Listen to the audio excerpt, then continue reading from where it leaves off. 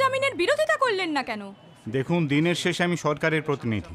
প্রশাসন যেমন চাইবে আমাকেও সেইভাবেই চলতে হবে। তার মানে আপনার উপর সরকারি চাপ ছিল? আমি কিছুই বলছি না এখন। বলুন, কোথায় ড্রপ করব আপনাকে? আমায় গোলপাক নামিয়ে দিতে পারবেন?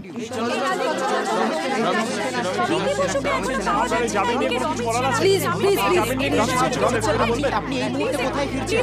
Please no comments.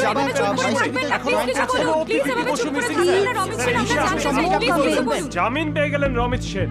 সরকার পক্ষ আদালতে এই জামিনের কোন রকম বিরোধিতা করলেন না, যদিও এখনো অব্দি দেশের বাইরে পা রাখতে পারবেন না রমিত সেন। কিন্তু এখনো পর্যন্ত নিখোঁজ রয়েছে 21 বছরের রীতি বসু এবং তার মা বৃন্দা বসু, এই শহরের ডিসিপি।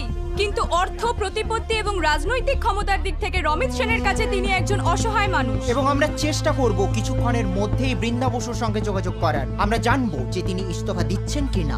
ততক্ষণ পর্যন্ত সঙ্গে থাকুন, দেখতে থাকুন public TV. Job done sir. চোখের সামনে থেকে দেখার জিনিসটা সরিয়ে দিলাম, এবার দূর থেকে দেখব যাতে সঠিক ছবিটা দেখতে পাই।